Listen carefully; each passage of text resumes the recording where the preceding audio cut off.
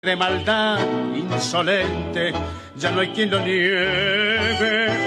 Vivimos revolcados en un merengue y en el mismo lodo todos manoseados. Hoy resulta que es lo mismo ser derecho que traidor, ignorante, sabio. Cambalache, un programa de actualidad regional y nacional que usted debe escuchar y analizar. El mundo fue y será una porquería, ya lo sé. Cambalache es la realidad vista de otra dimensión. También que siempre ha habido chorros, maquiavelos y estafados, contentos y amargados, valores y doblez, pero que el siglo XX es un despliegue de maldad insolente, ya no hay quien lo niegue. Vivimos revolcados en un merengue. Hola, hola, muy buenas tardes a los seguidores y amigos de Cambalache. Hoy sábado 20 de abril haremos el programa con Claudio Morán, porque Arturo Storaker, el otro panelista del programa, anda por Navarino por razones de trabajo y creo que llega este próximo lunes. De todas maneras, sé que nos está escuchando y viendo desde Navarino y le enviamos un saludo a la distancia. ¿Y quien conduce Cambalache? Boris Stipici. Como siempre, analizamos los temas políticos que tienen relevancia a nivel nacional, internacional y regional. Cambalache es un espacio de opinión política con comentarios muy personales de quien los emite. Cada uno es responsable de sus opiniones. Le damos las gracias a Pingüino Multimedia, la empresa periodística más grande de la región y de la Patagonia, que hace posible que lleguemos a sus hogares, a los lugares de trabajo, y en forma muy especial estamos en Puerto Natales, Porvenir, Puerto William, y en las estancias magallánicas. Y digo en la estancia magallánica porque nos ha llegado comentarios de personas que nos ven y nos escuchan en varias estancias magallánicas, en San Gregorio, Laguna Blanca, en Tierra del Fuego, gente que a esta hora está haciendo post-almuerzo, y después nos envían sus comentarios sobre el programa y lo que se ha dicho y se ha analizado en Cambalache. Nos encontramos en Facebook, en la página del Pingüino, y en YouTube como Cambalache el Pingüino, como también en la plataforma comunicacional 13Go, que se puede ver en cualquier parte del planeta. ¿Qué tal, Claudio? ¿Cómo estás? Muy Hola. Buenas tardes. Mira, partamos con un tema internacional. Este tema de este conflicto, que a mí me parece, y me acuerdo cuando éramos cabros en el barrio, entonces cuando alguien quería pelear entre los muchachos del barrio, los amigos del barrio, y alguien tenía algún conflicto, y lo primero que uno iba al otro y le decía, a ver, tócale la oreja. El tocarle la oreja uno a otro era un acto de provocación de pelea. Provocación para decir, oye, vamos a pelear. Y en esa época se peleaba a mano limpia, así, combo y combo. Entonces, y este tema de Israel-Irán es como que cuando le envió los cohetes y los drones Irán a Israel, como que le tocó la oreja a Israel, y después Israel le devolvió tocándole la oreja a Irán, pero fueron así conatos, como diciendo, mira, estoy presente, tengo esto, yo soy capaz de bombardearte, soy capaz de hacer esto, y mira tú cómo estás, pero al final, ahora estamos en una interrogante que no sabemos qué es lo que va a pasar mañana, y lo digo mañana porque Irán le volverá a tocar la oreja a Israel, y Israel cómo reaccionará, en qué momento se van a pegar el combo bien pegado, ¿me entiendes? En qué significa que hay misiles, hay drones, hay aviones sobrevolando y hay muertos, que eso es lo que no queremos en estas guerras, la cantidad de muertos como lo que está pasando en Gaza, que ya hay como 36.000 o más muertos, y en eso hay como 17.000 niños que fueron muertos producto de esta guerra entre la franja de Gaza y el tema de Israel. Es un poco para introducir el tema de lo que está pasando a nivel internacional. ¿Tu opinión frente a esto, Claudio? Bueno, te debo decir que respecto a comentarios sobre la gente que nos escucha en las estancias magallánicas, yo, a pesar de que tengo muy poca actividad social pública, por no decir ninguna, acá en la ciudad. Me desplazo por muy pocos lugares, en fin, y vivo en el campo. No soy ubicable. Sin embargo, no hay día que alguien no me pare. Mira, la gente tiene ganas de conversar con nosotros. La gente tiene hambre de saber otra posición. La gente está hasta aquí. Me lo decía un taxista el otro día que me movió al aeropuerto. Justamente, señor, yo no veo televisión. Para mí estas son puras mentiras. Lo que muestra la televisión son mentiras programadas, son engaños construidos y una desinformación. Entonces, claro, la gente siente la desinformación. Y ahí entrando al tema este que tú mencionas de actividades bélicas, tú sabes que una de las características de la guerra, y sobre todo cuando las guerras son de nivel mundial, es la desinformación. La desinformación, porque conoces el dicho, la historia la construyen los vencedores, no los vencidos, y construyen cualquier cosa. Entonces, para comenzar a construir eso, o en proceso o en camino, lo primero es desinformar. Anécdota. A raíz de la famosa pandemia, que yo llamo plandemia, que a mi juicio no es más que una etapa en un conflicto mundial, puedo explicar por qué, se volvió a tocar el tema de hace 100 y tantos años de la llamada gripe española. Sí. Claro. Ahora, la gripe española no es una enfermedad que surgió en España, no. Lo que pasa es que España, en la Primera Guerra Mundial, era neutral, no formaba parte del conflicto. Entonces no tenía censura su prensa. Y la prensa española empezó a informar con los medios de la época, estamos hablando de 1918, sobre un extraño brote de una enfermedad que estaba diezmando las tropas en Europa de distintos países, especialmente en las trincheras, por el estrecho contacto. Bueno, y esto se expandió por el resto del mundo, cobró aproximadamente, se calcula, porque no había estadísticas ni sistemas de medición como hoy día, unos 50 millones de muertos, fácilmente, y desapareció, y nunca más se supo. Pero se habla de la gripe española porque fueron los españoles los que hablaron de ello, porque el resto del mundo no hablaba de esto. Imagínate, se estaba muriendo la gente en las trincheras y en las ciudades como mosca, pero no era tema, porque se desinformaba. Entonces, ¿cuál es, digámoslo bien fríamente, la motivación de toda guerra? La motivación de toda guerra es lo económico y el poder. El control económico da poder político, el poder político da control económico. Entonces, y yo echo de menos comentaristas serios y versados que expongan sobre cómo un proceso bélico, y sobre todo si es de nivel mundial, no aparece de la noche a la mañana. No, esto se va construyendo. Lo que pasa es que tienen la mentalidad todavía impactados por las películas de Hollywood sobre la Segunda Guerra Mundial, que ha sido una fuente de no sé cuántos centenares de miles de millones de dólares de negocio en películas, series y demás, pero que no muestran ni te indican, por ejemplo, sobre todo con la colectividad croata, aquí habla mucho del inicio de la Primera Guerra Mundial, del asesinato del archiduque, de Sarajevo, que son pamplinas, estas cuestiones, o sea, no es que no sean hechos puntuales, pero esto no se debe a eso, ¿me entiendes? Aquí normalmente, siempre, no normalmente, siempre, hay conspiraciones, y son conspiraciones de larga data. Por ejemplo, esto de la Primera Guerra Mundial tiene directa relación, y se ha logrado establecer en estos tiempos, con el hundimiento del Titanic.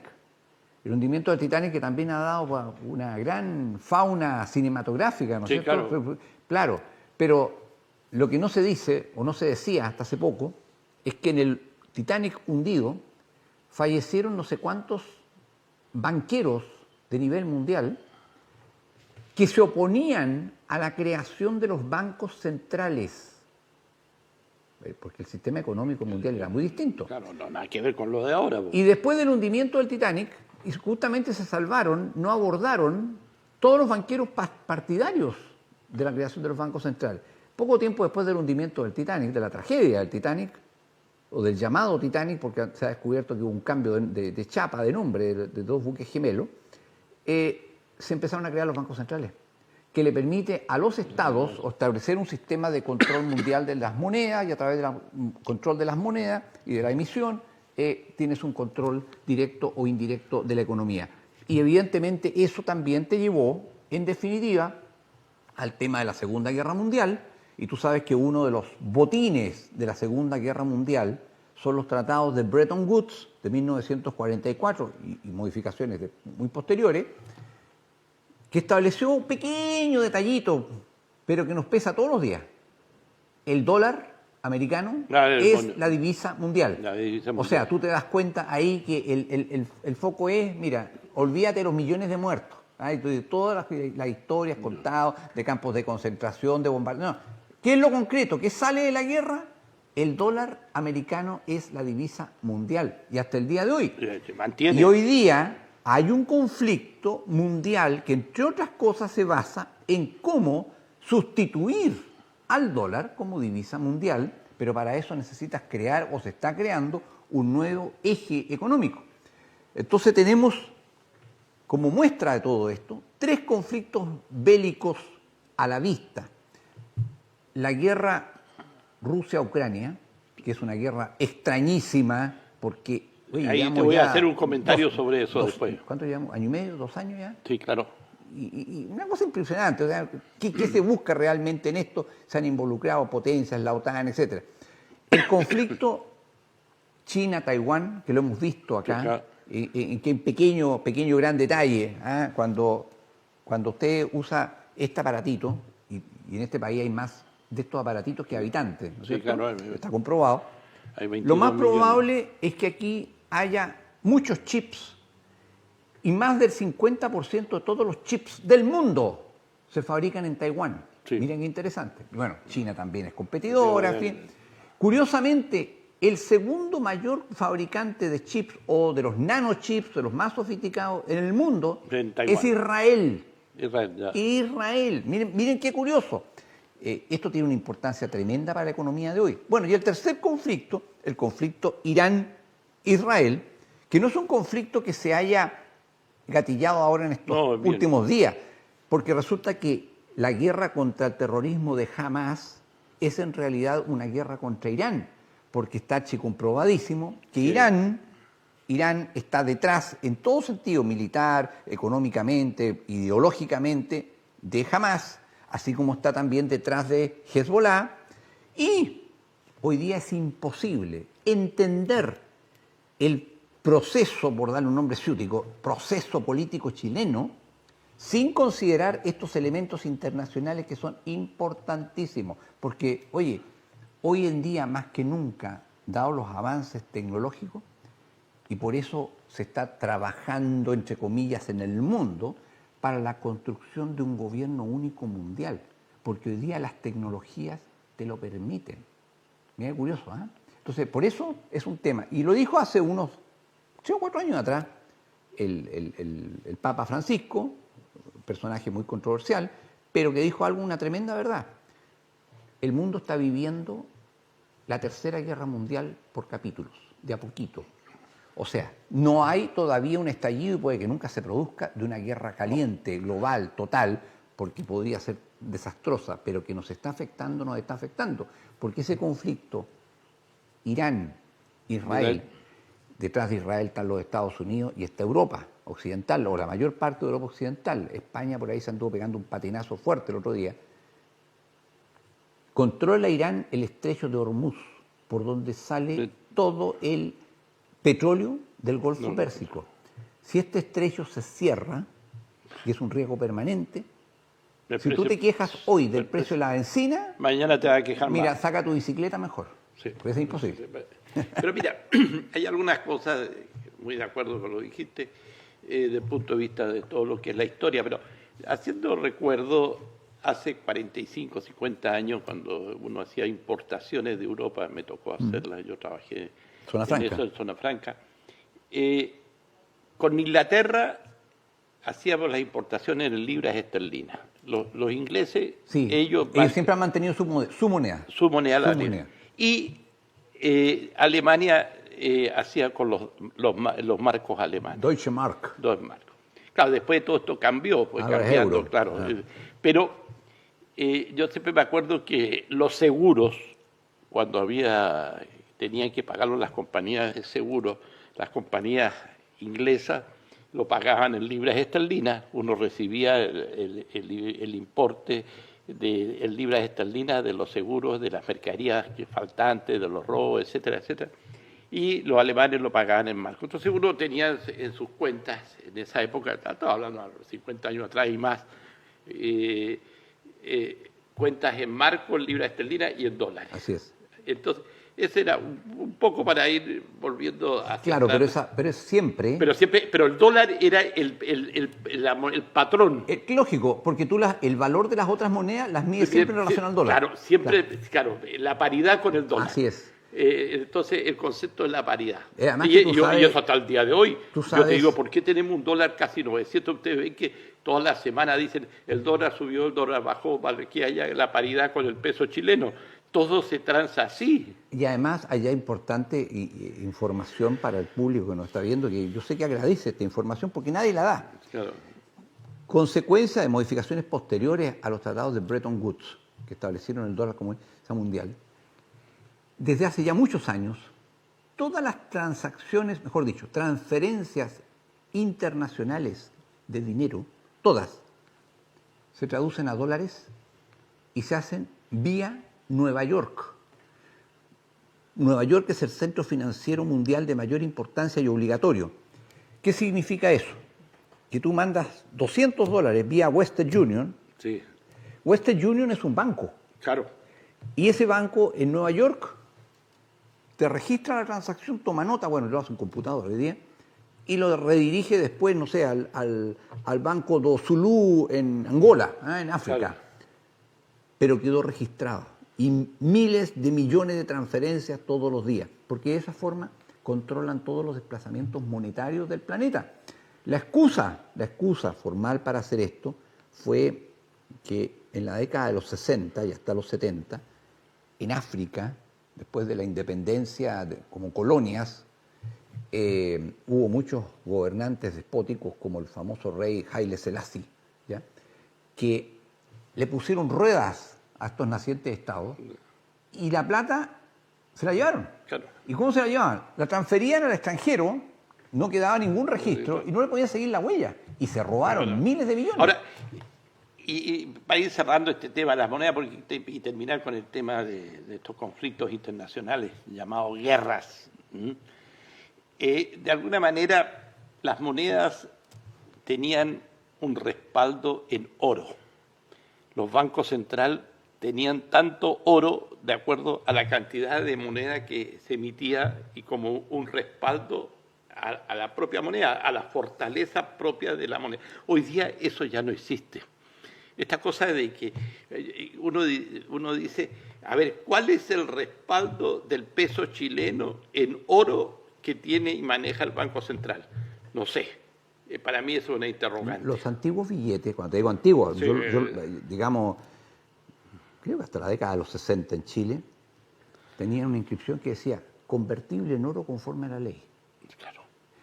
Pero esto se terminó mundialmente Sí. en el año 73, bajo el gobierno de Richard Nixon en Estados Unidos, que terminó con la convertibilidad en oro del dólar. Claro, porque yo creo que para la cantidad de moneda en el mundo que se va emitiendo, no habría oro para poder respaldarla. Lo que pasa es que hoy día Imagínate. el respaldo de las monedas, Hoy día son de bonos y otro tipo de cosas. sí, pero está dado por el fondo, la realidad, por la capacidad económica del país que emite la moneda, ¿ya?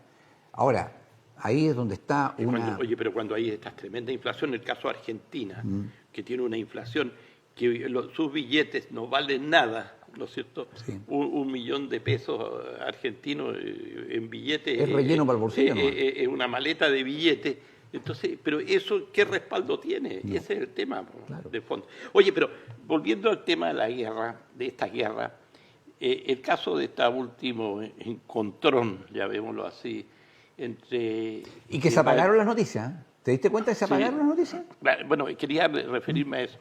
Al principio, ese día cuando aparecieron los drones iraníes frente que, según Israel, el 99% lo echó abajo. Fueron ¿no? destruidos, sí. Ya. En el caso de, por otro lado, Irán dice, bueno, dicen que unos cuantos, pero nunca no se sabe a través de las noticias dónde cayeron los drones y los cohetes israelíes en el territorio. Dicen en un sector que ahora no recuerdo el nombre, pero no hubo mayormente mayor destrozo. Ni físico ni muertes, creo que 3, 4... Mira, me llega casi a risa porque es exactamente lo mismo. Si tú lees antiguas crónicas de la Segunda Guerra Mundial, nunca, ni los ingleses ni los alemanes daban mayor detalle de los efectos de los bombardeos enemigos. Nunca. Podía destruir una ciudad completa, pero... Pero volvamos a Ucrania-Rusia. Sí. Una guerra que ya lleva como casi 2 años. Sí.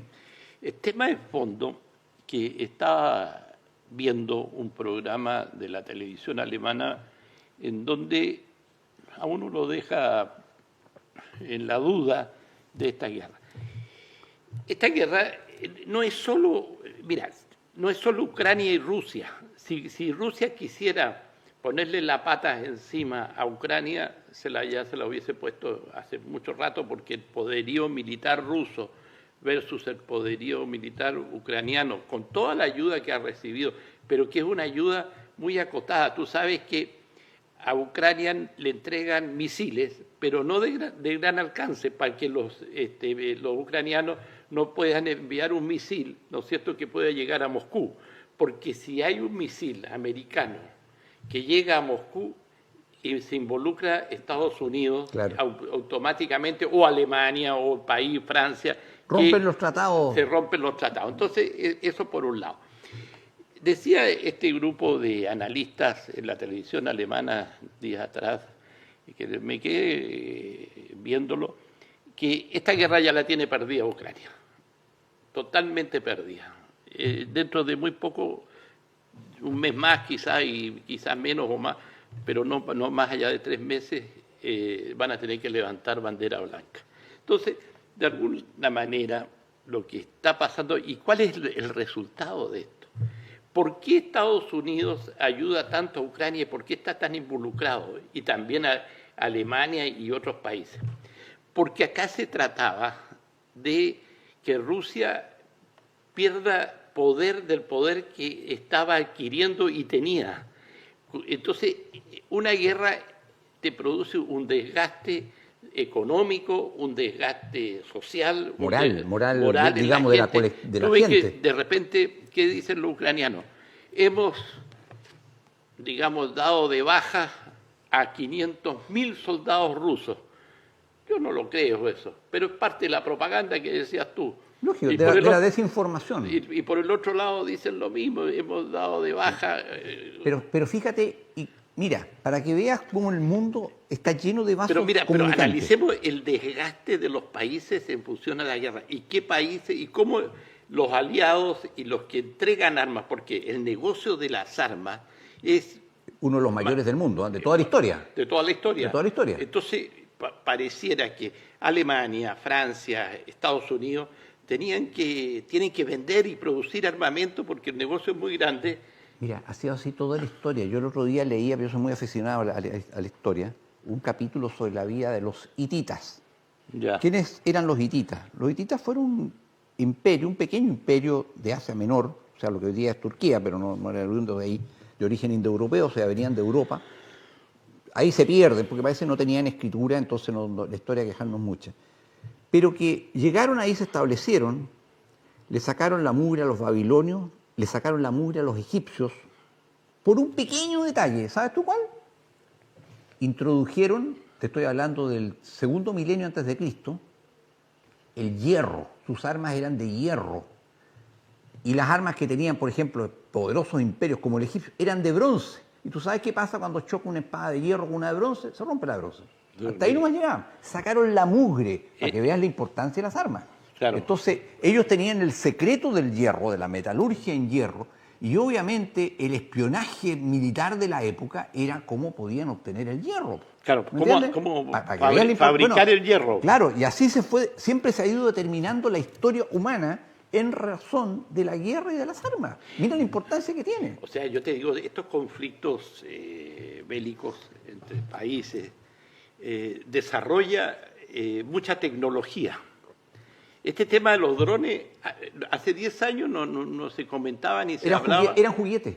Claro, eran era un juguetitos juguete. nomás, sí. Oye, yo voy a comprar un dron, vamos a salir ahí a jugar, a Oye, sacar con una cámara, foto hoy del le campo, están vamos mirando, a foto. claro. Hoy día, estos Son drones, aviones no tripulados. pero los destructivos que son, o sea, llegan al lugar y te lanzan una carga de dinamita o lo que fuera, o amón gelatina, no sé qué es lo que llevan, y te destruyen un tanque. Además, Tú que sabes si lo derriba, no murió nadie. Oye, ¿cómo han destruido los tanques en este conflicto? O sea, antes el tanque era tanque contra tanque y qué sé yo, cohete de frente, ahora desde arriba. Entonces, cosas como esas. Pero ir cerrando el capítulo de este conflicto internacional, que como bien decías tú, nos queda el tercero, que ese sí que es peligroso. China versus Taiwán. Que estos están en los tires y afloja, preparándose para el conflicto. Ahora, ahí yo creo que en ese conflicto, si se dispara un cohete o una bala, como decimos, yo creo que ahí se inicia la Tercera Guerra Mundial. O sea, la tercera guerra, por eso quería hacer la aclaración al comienzo. Ya. La estamos viviendo. Lo que pasa es que la gente no quiere oír las cosas desagradables. Estamos en una guerra mundial.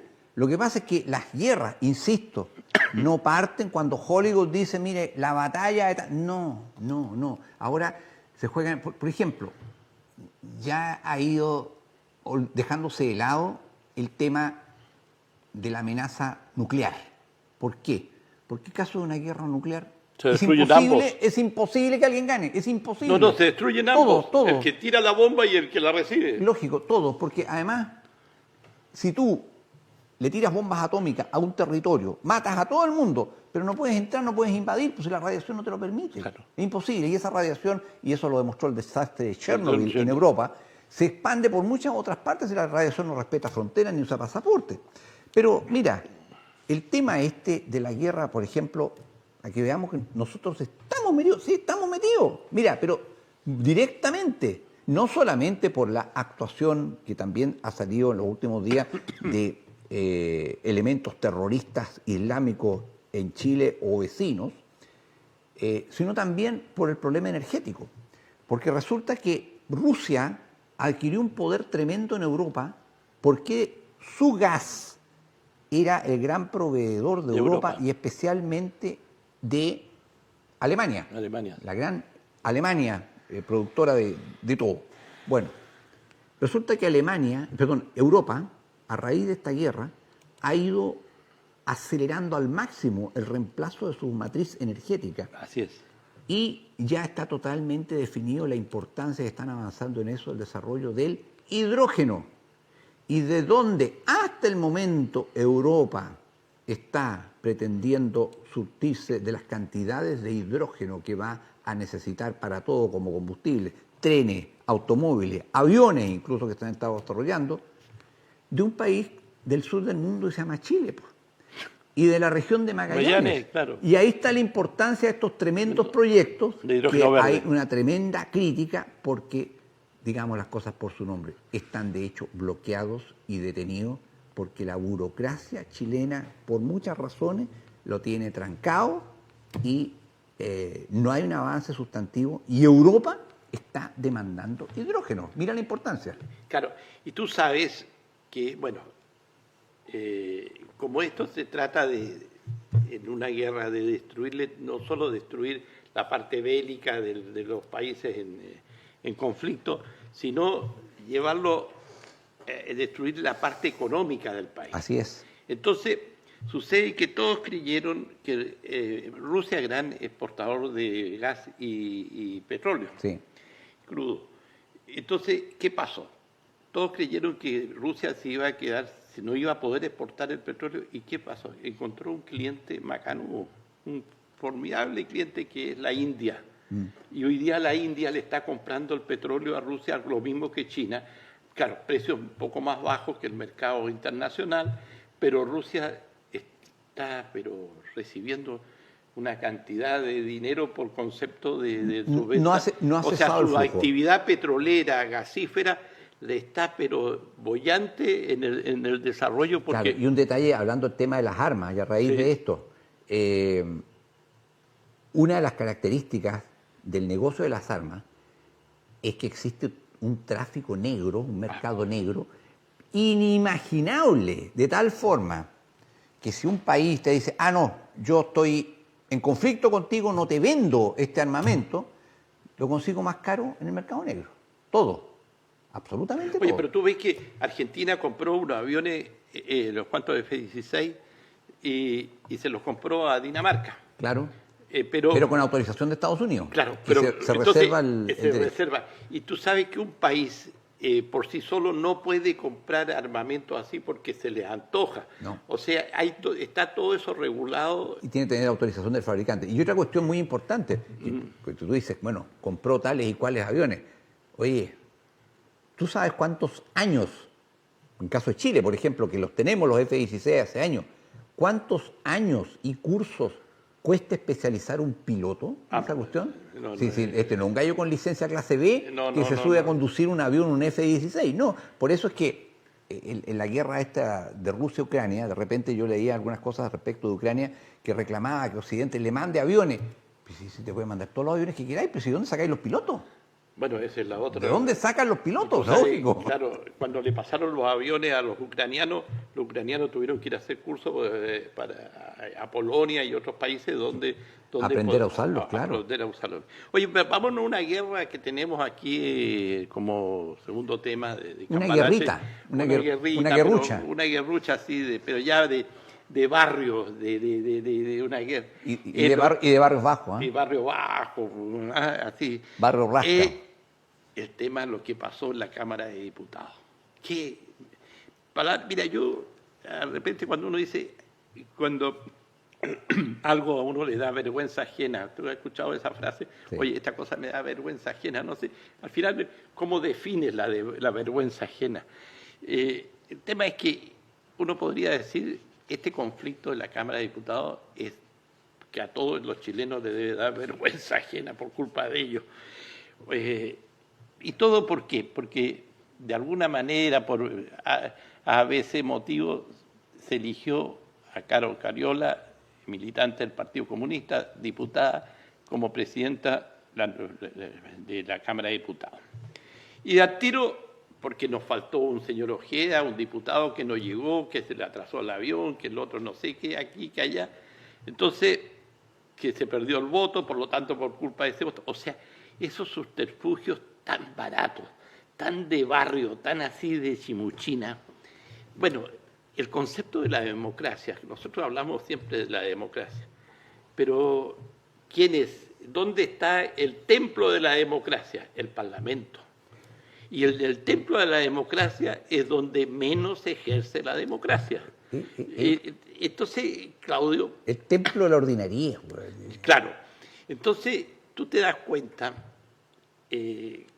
en estas componentes, en estos dime y diré. Y estos señores que están, no voy a decir trabajan, sino viven en el templo de la democracia, ahí hacen de sus ingresos, habitan y ganan plata gracias al templo de la democracia. Y mucha plata. Y bien dices tú, ellos no se dan cuenta que en la última encuesta que estuvimos viendo tienen el 1% de aprobación. ¿Sabías tú que los diputados y senadores en las encuestas tienen el 1% de aprobación de la gente? Yo creo que el tren de Aragua tiene más prestigio que el Congreso, güey. Yo creo. ¿Y qué sucede? Que son los mismos que critican cuando el presidente Boric tiene el 34% o el 32%, qué sé yo. Y dice, el 30%, porque de ahí no baja en promedio. Claro, pero de ahí no baja. Pero ellos, con el 1%, se dan el lujo de criticar a quien tiene el 30 o el 34%. Eso hecho de la causa. Entonces, a mí lo que me molesta, y uno dice, apliquemos la lógica pura de qué es lo que es un diputado, qué es un senador. Vienen épocas de elecciones como vamos a tener en 2 años más y vamos a tener ahora de alcaldes y gobernadores, concejales, consejeros dentro de este año. Pero, ¿qué pasa? Estos personajes se presentan a una elección y buscan votos. ¿Qué es buscar votos? Es apoyo para ser elegido y ocupar el cargo donde sea. Puede ser la Cámara de Diputados, como puede ser en una municipalidad, en el Consejo Municipal. Pero el voto es... Ellos adquieren con el voto una responsabilidad, Claudio. Y el voto es un mandato frente a un programa, frente a la persona. Pero a mí lo que me gustaría, y una lástima porque estos mismos personajes hacen las constituciones o pretenden hacer constituciones, debiera uno, un artículo de la Constitución, de que cuando los parlamentarios actúan como están actuando y actuaron en estos días pasados, la gente podría decir, terminemos con el Parlamento y elijamos un nuevo Parlamento. Nosotros dentro de nuestra Constitución eso no está no, implícito. pero en los regímenes parlamentarios sí, la disolución del Congreso. Entonces, claro, porque nosotros no tenemos régimen parlamentario, pero de alguna manera a veces esos regímenes que no lo tenemos como el parlamentario nos permiten a la renovación de todo el Parlamento frente a situaciones como la que hemos estado viviendo y no desde ayer, sino desde hace mucho tiempo. Por ejemplo, oye, el tema de no llegar a acuerdos, y esto va de la A a la Z, cuando digo a la Z va desde republicano a Partido Comunista, de no llegar a acuerdos sobre temas tan importantes como el tema del tema de las AFP, del tema de las ISAPRE, el tema que hoy día nos golpea a todos, del tema de la delincuencia. Entonces, a lo que yo voy, todos debieran remar juntos y llegar a un buen puerto para poder de alguna manera tener leyes y darle atribuciones a quienes tienen que cuidarnos, que son las policías, los servicios de inteligencia, para combatir de una vez por todas y bajar los índices de delincuencia que tenemos hoy día en Chile. Pero pareciera que muchos de estos parlamentarios lo único que están pensando en su bolsillo, en la plata que ganan en el Parlamento y en la prensa, en decir, salir en la prensa, yo ahí me aplauden, otros me critican, y sentirse que están presentes en la sociedad. Entonces, a lo que yo voy, hay parlamentarios que están todos los días y alcaldes todos los días en los programas de televisión. ¿Y a qué van a los programas de televisión? A opinar. ¿Y de qué opinan? De puras estupideces, porque no opinan nada de que el día de mañana haya un avance. Y yo creo, no hay gobierno, puede ser el anterior y el que venga, que no quiera sacar adelante proyectos, como el caso del proyecto que venimos con un arrastre tremendo, que es el caso de la delincuencia. Yo te digo, este tema de la delincuencia hay que buscarle una solución. Cada día estamos peor.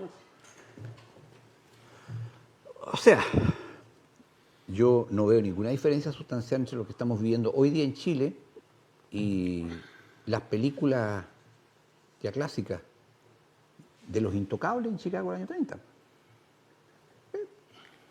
Faltan nomás los bombazos a los que no compran el alcohol distribuido por el señor Capone, nada más. Sí, claro. Pero hay otros delitos más modernos, como los portuneros. Justamente al hermano de un amigo mío, hace menos de 2 semanas, le robaron el auto, una encerrona, no se resistió, pero igual lo apuñalaron. Porque sí, extranjero. Es que es la nuevo estilo de delinquir. Claro, lo mandaron al hospital apuñalado porque sí nomás. Así de simple. O sea, el lanza chileno corría en la calle y le agarraba la cartera a una mujer y seguía corriendo. No, le roba, con suerte le pega, si no la apuñala. Así es. Así es, para imponer una... Bueno, mira, Es un tema, sí, como dices tú, que da vergüenza ajena. Lo conversaba el otro día, no voy a dar nombre obviamente, con un parlamentario. Se refería especialmente a la gente de la llamada derecha, porque en Chile se ha producido un fenómeno, o sea, siempre se están produciendo, lo que pasa es que el medio es tan mediocre que salvo 2 o 3 comentaristas por ahí no lo menciona. O sea, hay un corrimiento de la derecha o buena parte de la derecha hacia una posición de centro izquierda que es impresionante. Bueno, la izquierda también se ha corrido más hacia la izquierda, etcétera. Y estos elementos hay que tenerlos en cuenta, sobre todo cuando se habla de un posible cambio político. Yo concuerdo, por ejemplo, con Tomás Moschati, que en más de un comentario de las últimas semanas ha dicho una cuestión bien clara, y yo también lo digo.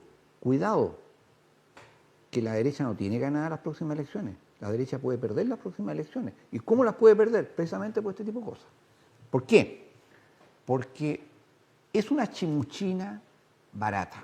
A ver, quedó expuesto nuevamente en este asunto este señor Gaspar Rivas, que es un caso psiquiátrico. Así es. Lo es psiquiátrico.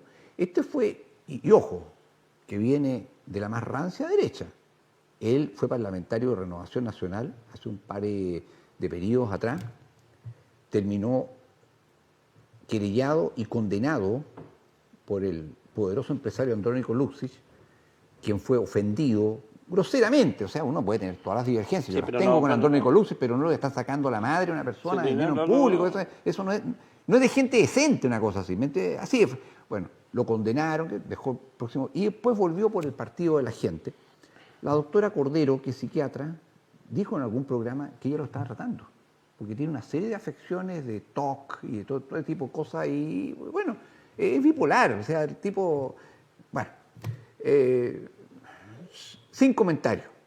Aquí se trata del ejercicio del poder, y evidentemente yo no estoy de acuerdo, porque soy anticomunista racional, no visceral, racional, con la elección de Carlos Cariola.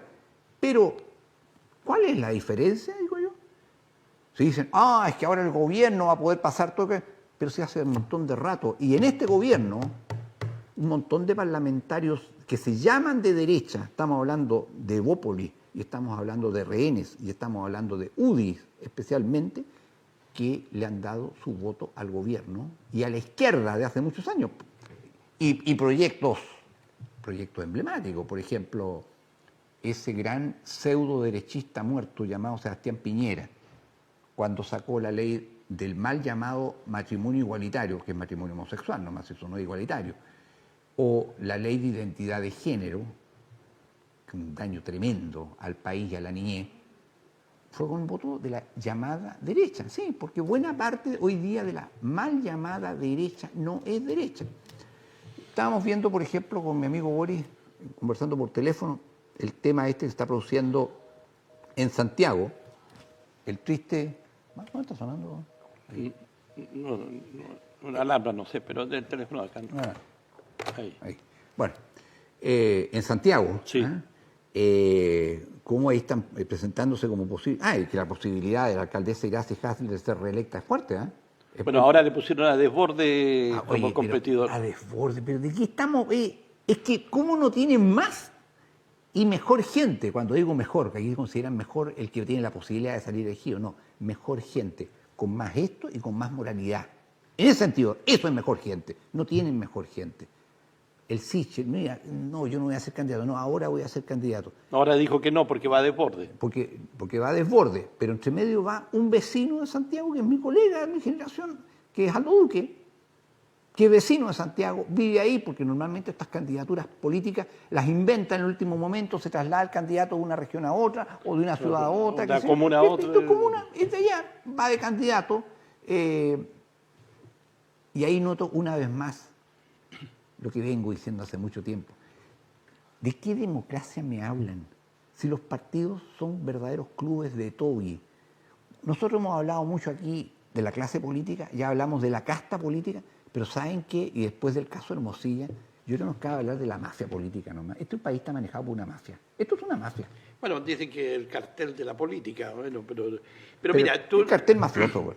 El tema es que hacer oposición por ser oposición para pensar en que le vaya mal al que está gobernando, para que por si es que le va mal, yo en las elecciones que vienen voy a sacarlo al pizarrón, como el programa que pretendemos hacer con Claudio, sacar al pizarrón.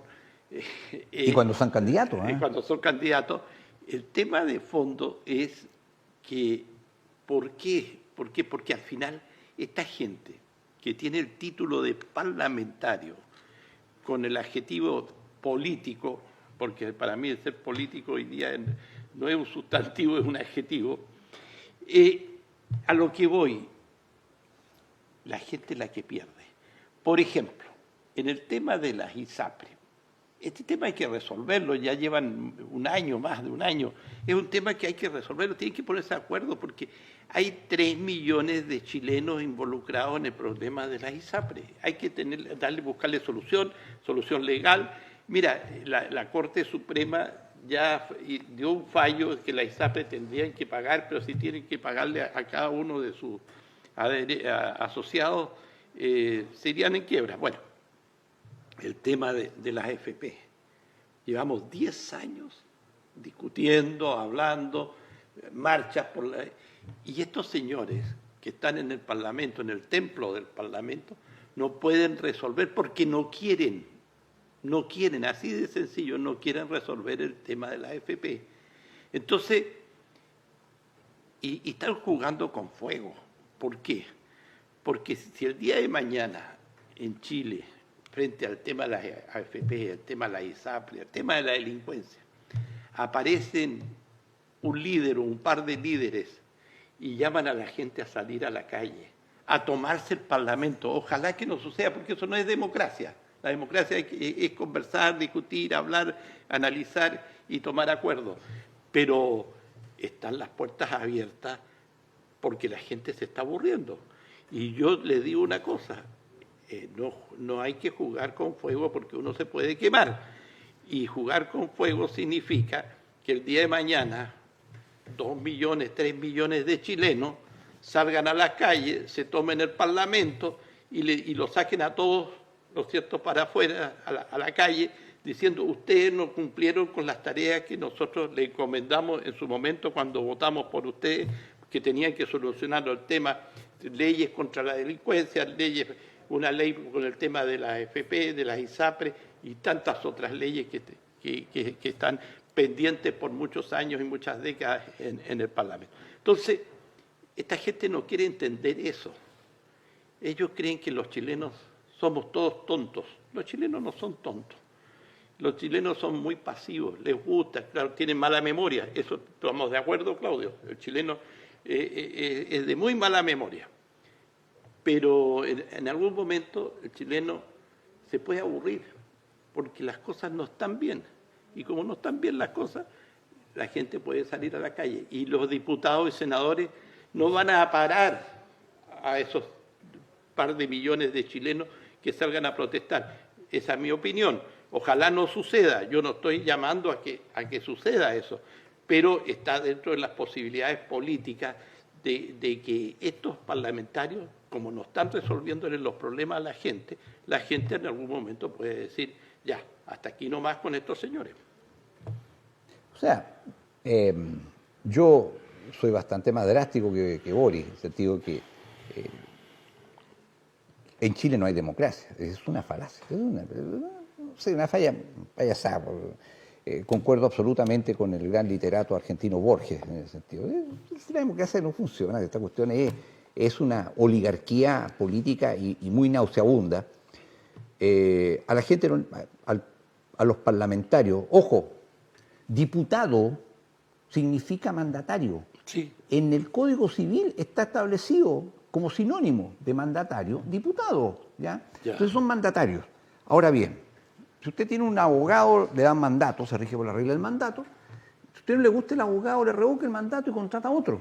Claro. Yo creo que este sistema portaliano mal armado, porque después mataron a Portales, o sea, no tuvo posibilidad de corregir nada de lo que había armado, ya es insostenible. Yo creo que el régimen centralista, más que presidencial, centralista, abrumador, culturalmente centralista, tiene que terminarse.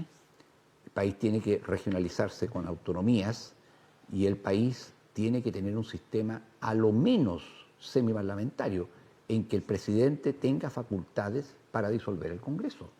Yo lo creo fundamental. Y llamar nuevamente a elecciones. Y otra cosa más, para prever este tipo de cosas, primero, aumentar significativamente las edades. Perdónenme la expresión coloquial, yo creo que un pendejo de 21 años, de 25 años, no tiene nada que aportarle al país, menos la legislatura. Y en segundo lugar, establecer una prohibición absoluta de reelección inmediata. O sea, te eligen diputado o senador por un periodo, no puedes ser reelecto el próximo. No puedes. Si quieres, vuelve en 2 o 3 periodos más, ¿me entiendes? De esa forma creo que esta mafia parlamentaria se iría terminando, a pesar de que yo no creo en la ingeniería social y política, pero algo ayudaría un esquema de forma diferente. Se aplica aquí, a mi juicio, una frase que hizo famosa Ronald Reagan. Dijo, el gobierno, el gobierno se refería al Estado, en otra nomenclatura ellos, los anglosajones, no puede resolver los problemas, porque el problema es el gobierno. Claro, o sea, el problema es que el Parlamento no le interesa resolver problemas, porque el problema son ellos, y viven de los problemas. Yo te lo digo porque, a ver, durante todas estas, después del retorno a la democracia, me he encontrado con conocido muchos parlamentarios. Por ejemplo, el otro día me estaba acordando, a propósito de este parlamentario que no llegó a la votación porque se atrasó el vuelo, me recuerdo a mi amigo, colega Enrique Stay, que el año 2008 era parlamentario de la UDI, diputado UDI, y había una votación re importante que ya ni me acuerdo para qué era, y a él lo habían operado hacía 2 días de una hernia en la columna, o sea, es invalidante. Claro.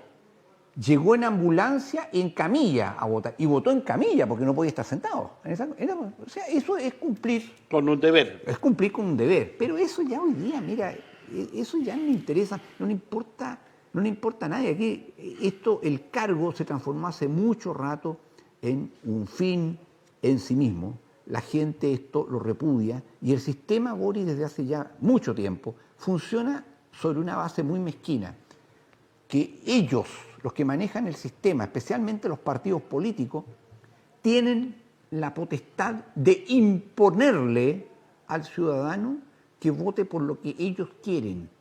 Porque te digo, cuando arman una lista, que pueden ir 2 o 3 candidatos, normalmente la directiva central tiene designado ya quién va a ser. Claro. Los demás son arroz graneado, son acompañantes. Entonces, esto está decidido entre 4 paredes, a oscuras o con luz artificial, en el centro, ya ni siquiera en el centro de Santiago, en el barrio Alto Santiago. ¿Quién va a ocupar tal y cual cargo y por qué? Y normalmente, porque como están pensando para alcalde en Desbordes, en Sichel, son gente ya con antecedentes, ¿no? Si no quieren gente nueva, no les interesa gente nueva. No quieren y no quieren, evidentemente, gente mejor. Porque esto, Boris, este país se transformó en el paraíso de la mediocridad. Oficialmente en Chile está declarado que para ser alguien en política tienes que ser mediocre. Si no eres mediocre, no sirve porque le haces sombra y le pisas los callos a los que manejan el sistema. Claro, que siempre son los menos. Pero mira, volviendo y pensando en voz alta, a mí qué me gustaría, por ejemplo, en un set como este, tener a los 5 parlamentarios de la región.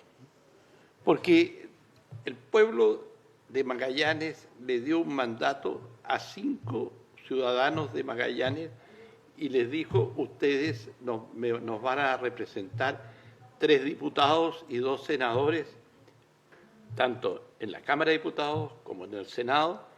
Y a mí me gustaría, yo te digo, tener en un set de televisión con cadena regional de comunicaciones donde los parlamentarios puedan exponer y uno con otro poder intercambiar ideas, ¿no es cierto? Y uno poder hacerle preguntas sobre temas importantes que afecten no solo al país, sino más que nada a la región. Pero de esto no hay nada. Y ellos mismos ellos tienen recursos para poder incluso financiar un programa de esto, arrendar un gimnasio, una escuela donde la gente pueda participar, donde se le pueda hacer preguntas a los parlamentarios, porque que bajen a la tierra de Magallanes los parlamentarios.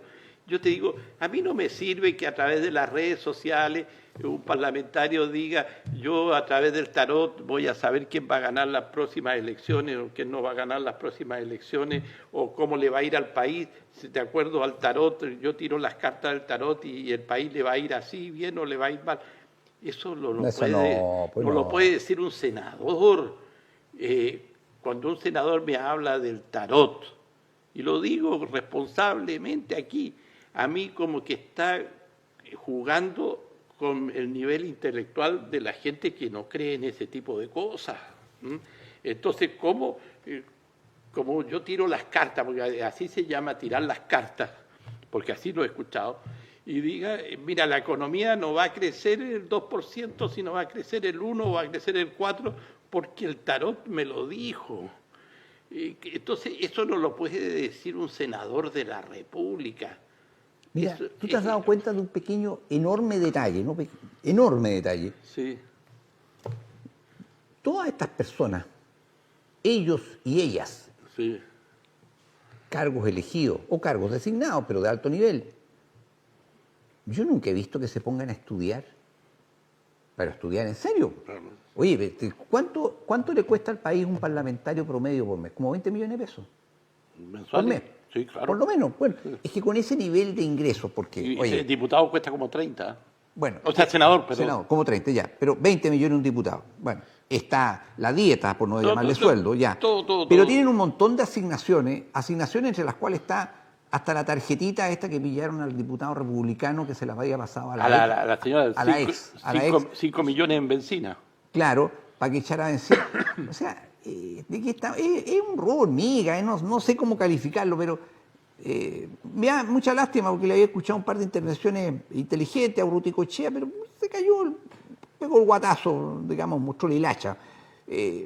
Pero yo no veo que estudien. O sea, los discursos cuando los hacen son de un nivel, por ejemplo, te digo, está muy en boga en este momento el tema, no sé si habrás, porque tú sabes que la falta de transparencia legislativa en este país es atroz, o sea, no te dicen, este es el proyecto, en este consiste, estas son las posiciones, estamos en esta etapa, no, tú nunca sabes, de repente salió la ley y punto, y salió.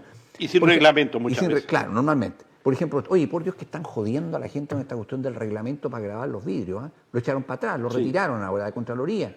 Y mucha gente ya lo estaba grabando. Y tú sabés que en este tema de las 40 horas semanales...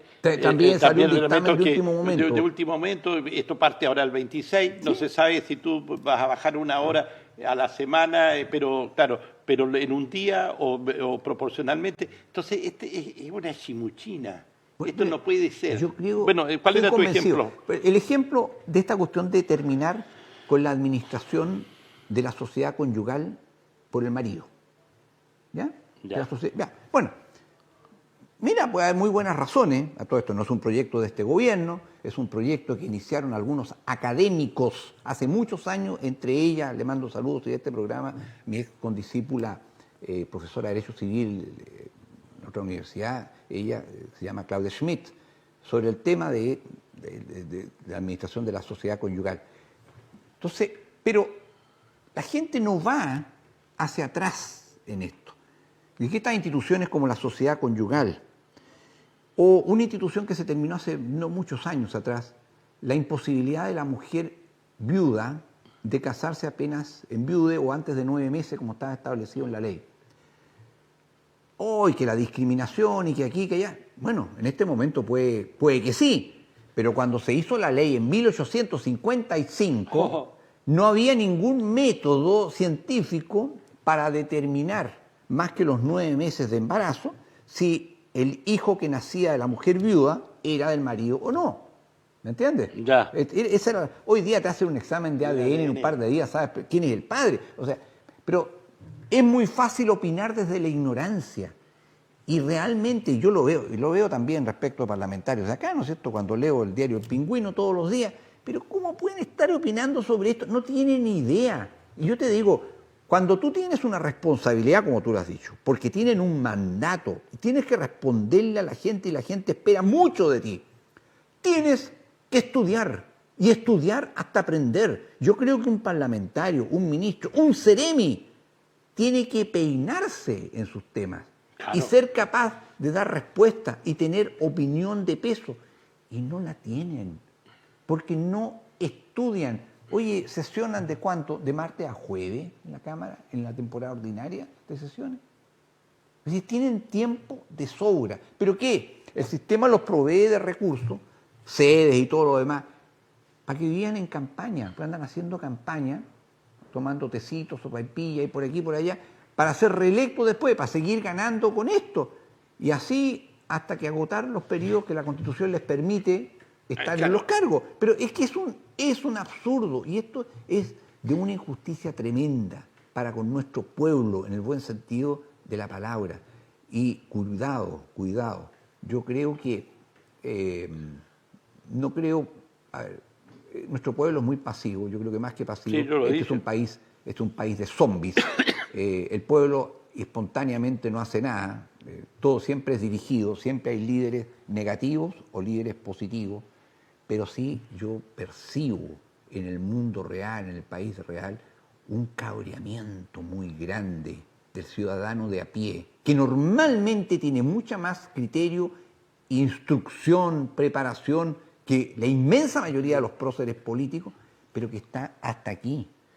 Solamente, y ahora como se volvió al sufragio obligatorio, va a votar porque está obligado a ir a votar, el sistema lo exprime sacándole cada vez más impuestos, otorgándole prestaciones del Estado que son, pero como el ajo de malo.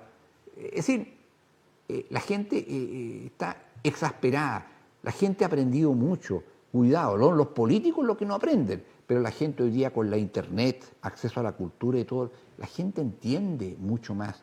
Y sus representantes, Boris, y las autoridades no dan el alto ni el ancho, bueno, no le responden a la gente. Ahí yo me voy a sumar a lo último que dijiste de dar el alto y el ancho. Sucede que nosotros en Magallanes hoy día, a mediano y largo plazo, tenemos un gran desafío, un tremendo desafío como región, el hidrógeno verde. Sí. Es un desafío.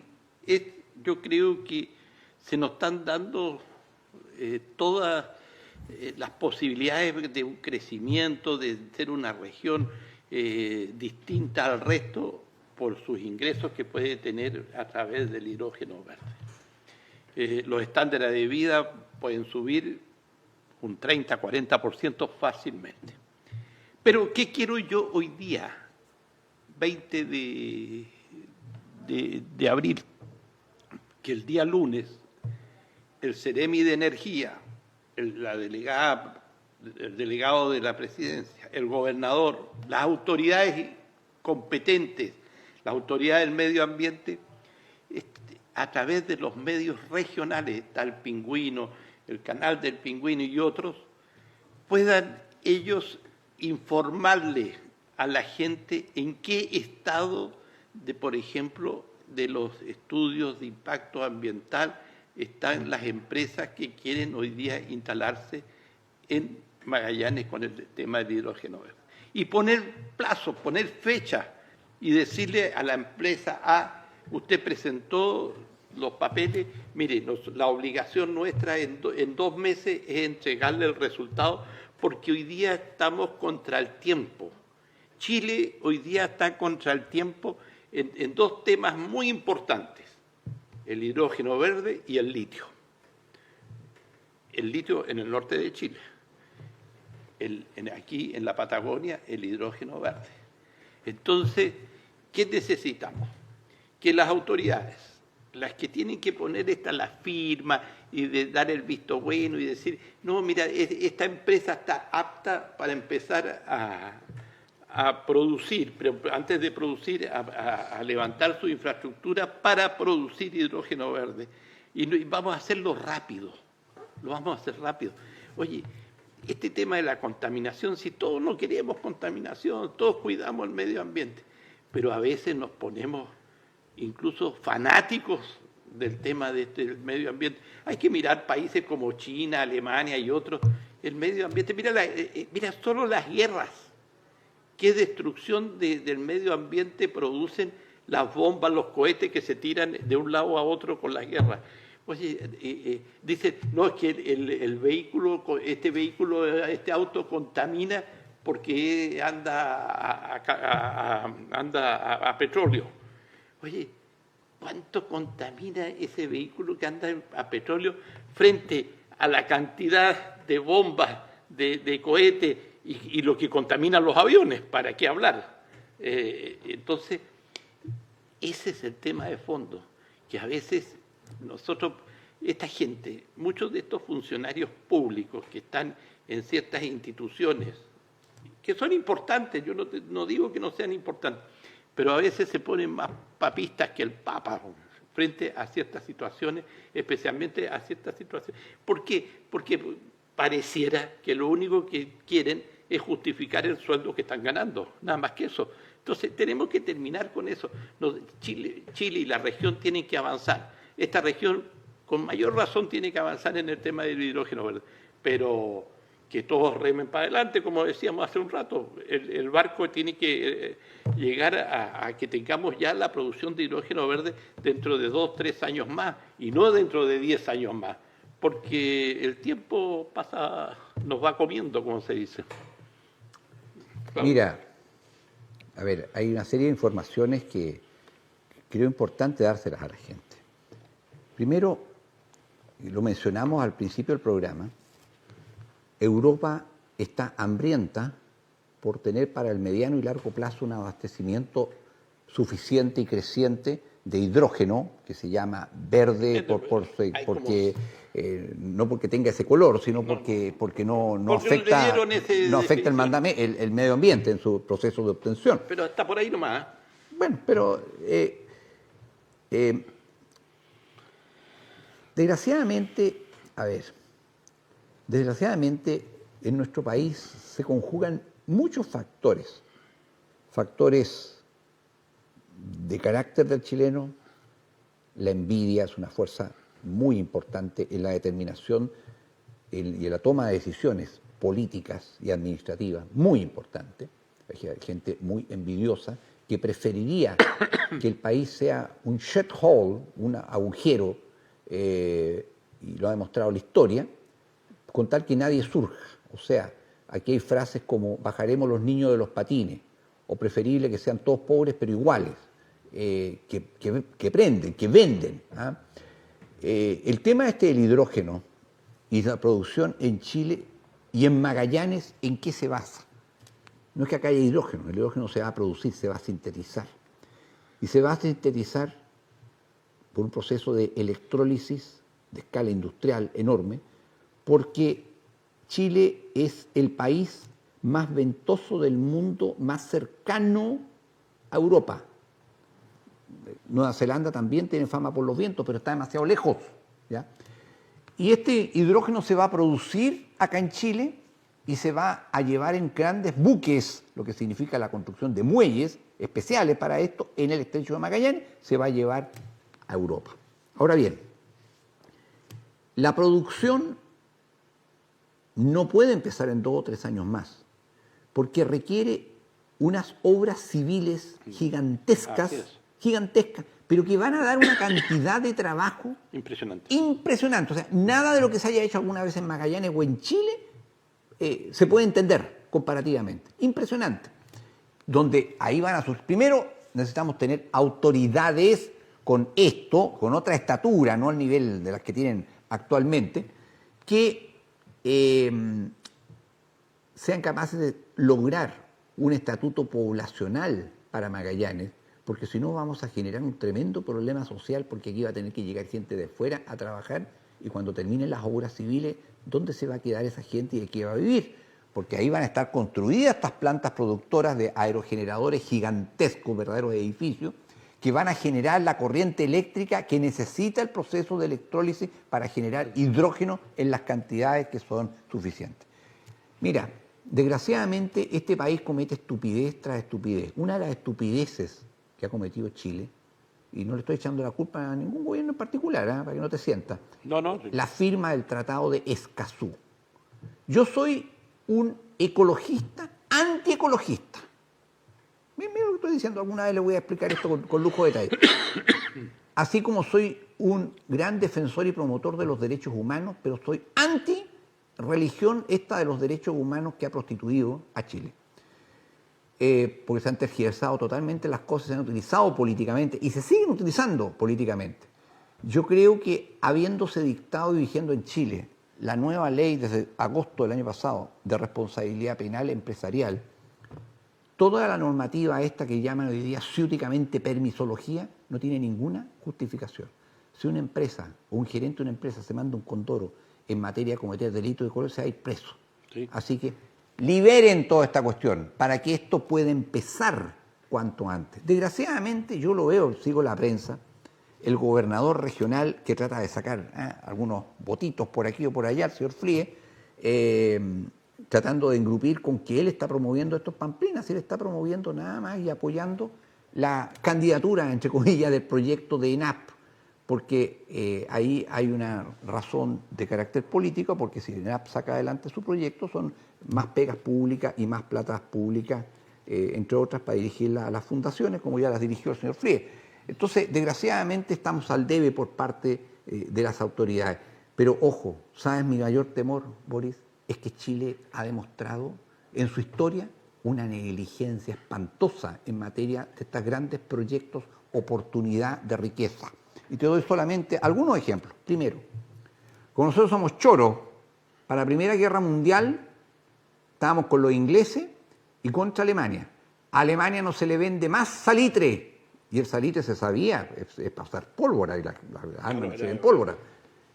Un año después, Alemania creaba, industrializaba el salitre sintético. Y se fue a cierta parte la riqueza del salitre chileno. Al suelo. En la Segunda Guerra Mundial, Chile tuvo la oportunidad de, dado que estaba muy alejado de los centros de conflicto, pues, nada que ver, pues, le mantuvo el precio del cobre fijo a Estados Unidos durante toda la guerra. No puede hacerse una bala sin cobre, nada. Chile se pudo haber enriquecido, como se enriqueció Estados Unidos. Y Argentina. Y Argentina, porque Estados Unidos, al término de la Segunda Guerra Mundial, en un país concentró el 50% de la economía de todo el mundo, estaba ahí. Entonces no me vengan aquí con que no hay, que la libertad, que no, eso son pamplinas. Todas las guerras al final tienen una justificación y un objetivo económico. Bueno, Chile la embarró. Y sigue embarrándola hace un par de meses atrás, en la comuna de Los Espejos, en razón también de un alegato absolutamente infundado y estúpido en materia de ecologista, de impacto ambiental. La Google, que todos sabemos quién es Google, desistió hacer un data center, una inversión de $200 millones en la paupérrima comuna de Los Espejos en Santiago. Así como nos perdimos, bueno, en otro nivel, evidentemente, la mina de invierno y un montón de... Chile comete estupidez tras estupidez para darle el gusto a borregos y a borricos. Porque esa es la verdad de las cosas. Entonces, yo mucho me temo que esto se va a entrampar. No podemos depender de burócratas inútiles e ideologizados, de asambleas ciudadanas y de toda esa clase de payasá, porque al final, ¿saben lo que todos estos grupos ecologistas hoy día pretenden?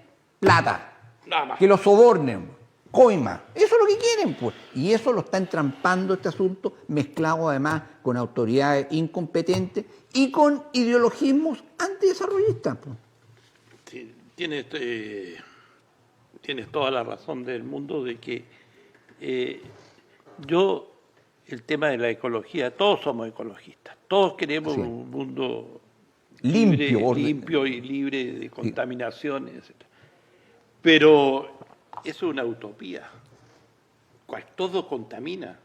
Oye, dicen, tú tienes qué sé yo, las ovejas, Para eso los creamos vacunos. Oye, ¿el alcantarillado? Pues, no tendríamos alcantarillado. El problema hay que ver y buscar los elementos para que eso no pase los estándares de máximo y sea siempre un mínimo de contaminación el tema.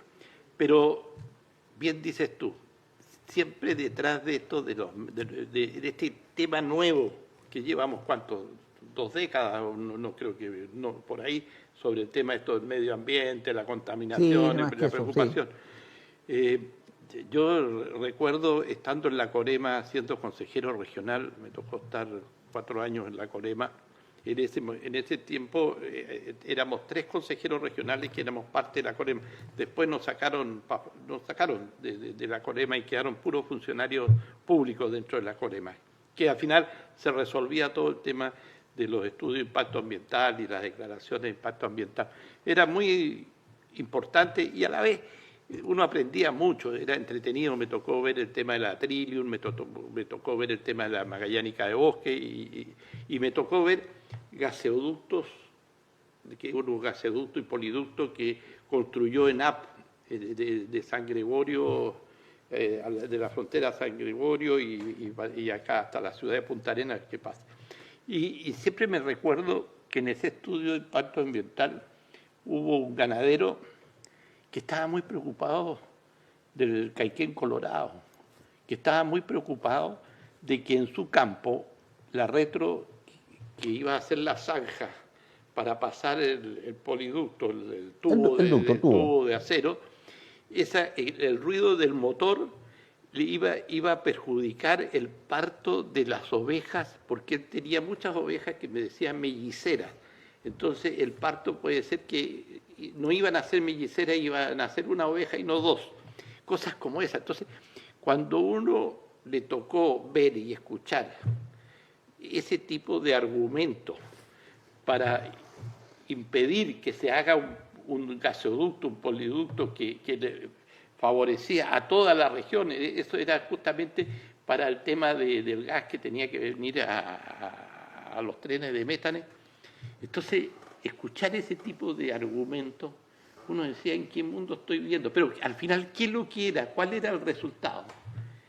Que si al funcionario, al ganadero ese, que armó tremendo cuento, le pagaban 100 millones de pesos en la época, se olvidaba de las ovejas melliceras, se olvidaba una maternidad para ovejas. Claro, se olvidaba del Caiquén Colorado, se olvidaba de todo. Claro. Todo eso costaba en ese momento 100 millones de pesos.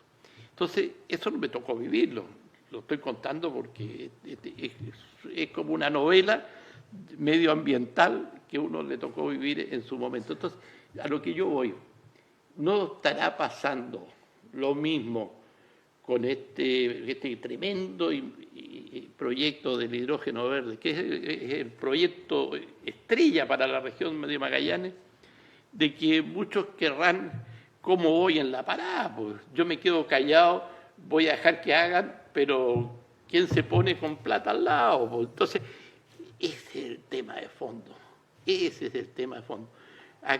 Que a mí me vengan con cosas que a quién le interesa, a quién no le interesa el medio ambiente, no, si uno los ve en la calle, a los personajes, conversa con ellos, y uno se da cuenta que está detrás, las lucas.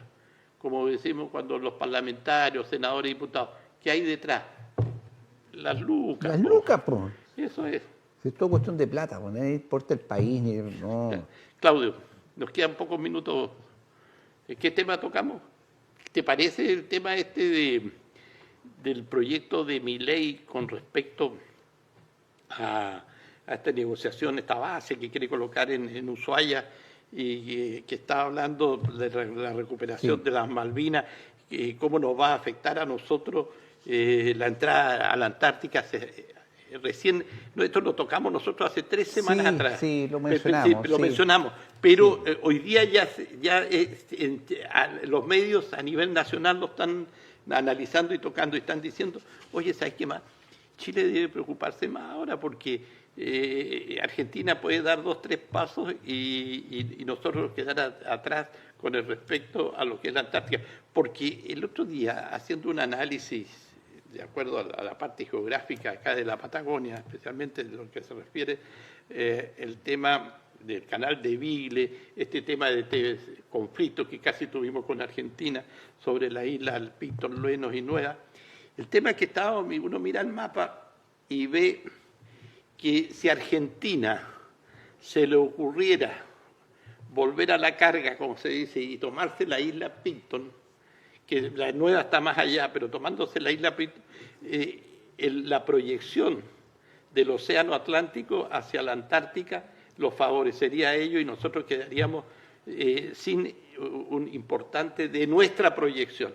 Entonces, como decía un opinólogo argentino, porque no te olvides que ahora este periodista más visto y escuchado en Argentina, de la Nata, está querellándose con el presidente Milei, con el payasito este. Entonces, de alguna manera, ¿qué nos afecta a nosotros en Magallanes con el tema antártico? Y decían ahí un periodista argentino, él está buscando conflictos internacionales para tapar los conflictos nacionales que tiene. Compró aviones, pero Argentina tiene 200% de inflación, la gente se está muriendo de hambre. Entonces es un tema que no es menor y eso es importante. Bueno, mira. Nos quedan 2 minutos. Mira, yo no le daría mayor importancia a este tema porque la verdad es que no cambia en nada la geopolítica sudamericana. 40 millones de dólares que le regaló Estados Unidos ahora parece implementos militares, es la nada misma. Sí. Yo creo que Milei está tratando de reimpulsar algunas ambiciones nacionalistas argentinas para tapar un poco la problemática que tiene adentro. El problema social es enorme, porque la carestía de la vida es tremendo. Pero eso, mira, eso a nosotros realmente en términos reales no nos va a afectar. Si en Chile nos preocupamos es por varias razones. O sea, primero, que no tenemos política exterior. Desde muchos años no tenemos política exterior. Y en segundo lugar, todo lo que nos pasa a nosotros con nuestros vecinos y nuestros temores es producto de nosotros mismos, de las embarradas que nos mandamos en la Guerra del Pacífico inmediatamente después, cuando le regalamos la Patagonia a Argentina. Por ejemplo, el tema del mito de las Malvinas, que nos devuelvan las Malvinas, dicen los argentinos. ¿Y cuándo fueron de ellos? Nunca. Es más, la Patagonia, en la época que los ingleses ocuparon las Islas Falkland, que se llaman Falkland, la Patagonia está al frente, y la Patagonia era chilena. La verdad es que Chile podría reclamar la Falkland perfectamente bien. O sea, por eso digo, pero los pueblos viven de mito, como los bolivianos con la salida al mar. Bueno, estamos llegando al final de nuestro programa. Lo único ¿qué les podemos decir? Tocamos varios temas. Lo que nosotros queremos que ustedes en su casa también sigan opinando sobre estos temas, porque son temas que creemos nosotros a través de Cambalache que son importantes de analizar y de alguna manera ya la próxima semana va a estar Arturo Storaker con nosotros como panelista. Vamos a tocar otros temas más políticos y de alguna manera lo único que nos queda es desearles que tengan un feliz fin de semana y lo pasen bien y vivamos tranquilos y alegres. Chao. Cambalache, un programa de actualidad regional y nacional que usted debe escuchar y analizar. El mundo fue y será una porquería, ya lo sé. Cambalache es la realidad vista de otra dimensión. También que siempre ha habido chorros, maquiavelos y estafados.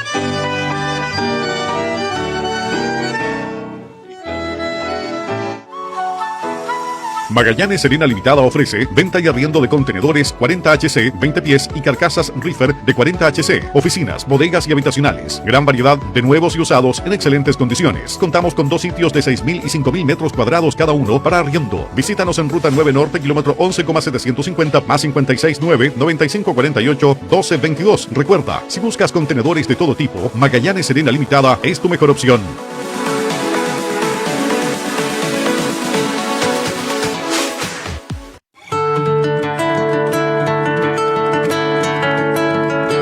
La Patagonia es historia. La Patagonia es soledad. La Patagonia es trabajo.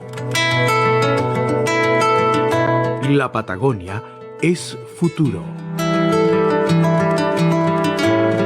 La Patagonia es